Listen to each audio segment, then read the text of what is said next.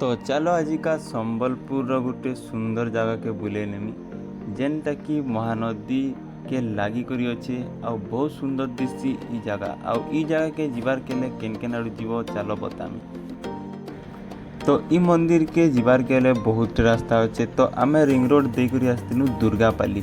तो दुर्गापाली के गले किछि दूर भितर मंदिर अच्छे जेनटा कि गुड़ेश्वर महादेव। आउ ई मंदिर के आसले गोटे जिनिस भल लागसी जेनटा कि मंदिर परिवेश इनर सबू सफा सुतरा तार संगे संगे महानदी लागिक अच्छे आउ बहुत धूमधाम रे इन्हें पूजा भी हेसी। बोलबम टाइम रे भी बहुत भीड़ हेसी। तो इनके किए बोलबम ई मासे आसी जो कमेंट शेयर करबो।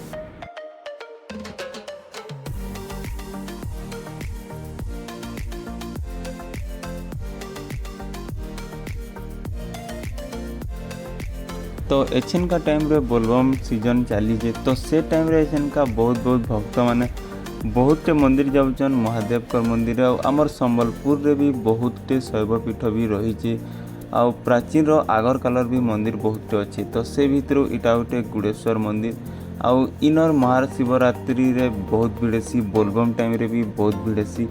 तो बहुत दूर आसन दर्शन करी निज मनस्कामना भी पूर्ण हेसी बोलिकी इनर लोग मैंने कहसन।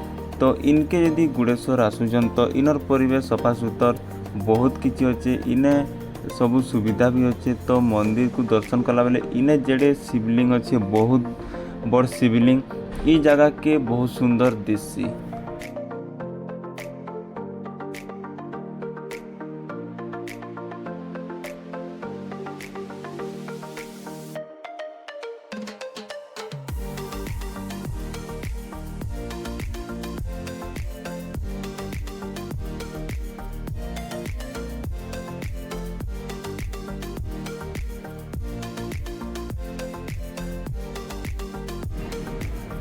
तो गुड़ेश्वर मंदिर रो विशेष आकर्षण होचे जेनटा कि नदी रे लागी करी अच्छे महानदी लागी करी अच्छे।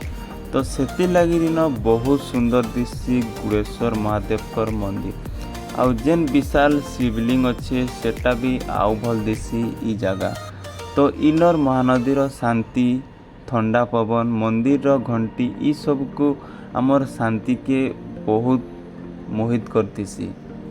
तो देखबार के गले इन सुंदर गच सबू किछि आउ भल दिसी गुड़ेश्वर मंदिर।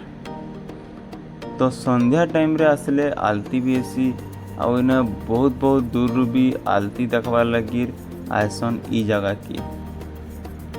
तो आपण मैंने भी यदि संबलपुर अच्छन तो इनके आलती कला बेले आसी जन गाए कमेंट शेयर जनाबे। आउ मोर वीडियो भल लाइक कमेंट शेयर करबे। हर हर महादेव।